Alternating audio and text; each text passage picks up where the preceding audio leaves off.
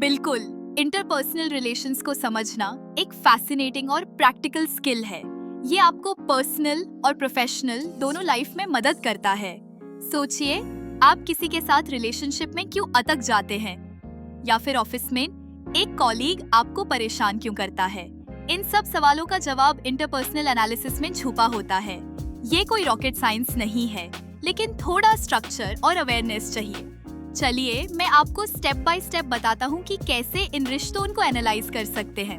पहला कदम, ऑब्जर्वेशन। देखना, सुनना, समझाना। आप क्या देखते हैं, क्या सुनते हैं, उस पर ध्यान देना शुरू करें। वर्बल कम्युनिकेशन पर ध्यान दें, कंटेंट और कॉन्टेक्स्ट दोनों देखें। टोन ऑफ वॉइस भी इम्पोर्टेंट है। क्या आवाज में कड़कपन है या नरमी? क्या बोला जा रहा है? कंटेंट। और कैसे बोला जा रहा है? कॉन्टेक्स्ट दोनों देखें। फ्रीक्वेंसी ऑफ कम्युनिकेशन से पता चलेगा कि कौन कितनी बार बात करता है। टॉपिक ऑफ डिस्कशन, दोनों लोग किसके बारे में बात करते हैं। नॉन वर्बल कम्युनिकेशन भी जरूरी है। बॉडी लैंग्वेज और आई कांटेक्ट देखें। बॉडी लैंग्वेज, पोस्चर कैसी है, सीधे बैठ रहे हैं या झुके हुए, आर्म्स फोल्डेड हैं या खुले हैं। आई कांटेक्ट, नजरें मिला रहे हैं या बचा रहे हैं। लंबा आई कांटेक्ट इंटीमेसी या डोमिनेंस दिखाता है। प्रॉक्सिमिटी, एक दूसरे से कितनी दूरी बनाए रखते हैं। पास बैठना कंफर्ट की निशानी है।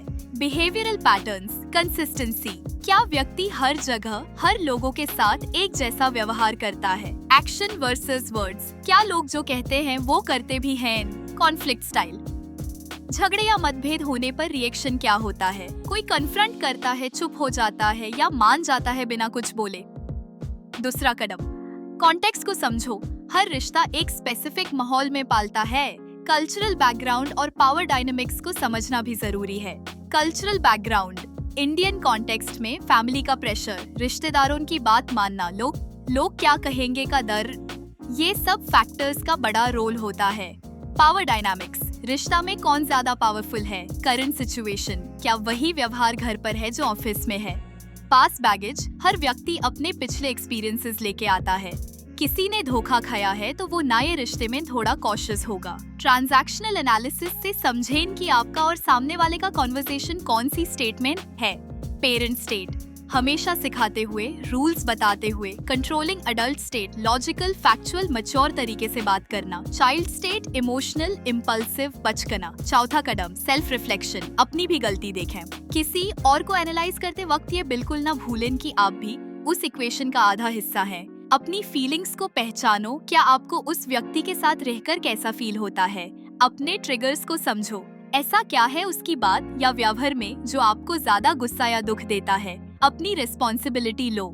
रिश्ते की खराबी में सिर्फ दूसरे को दोष देने से काम नहीं चलता। सोचिए, इस सिचुएशन में मेरा क्या कंट्रीब्यूशन है। आखिरी कदम, सिंथेसिस और कंक्लूजन, सब मिलकर क्या कहता है। पैटर्न्स आइडेंटिफाई करें, कोर इश्यूज पे जाइए, स्ट्रेंथ्स और वीकनेसेस लिस्ट करें। याद रखिए, इंटरपर्सनल एनालिसिस का मकसद किसी को साइको एनालाइज करके उस पर हावी होना नहीं है।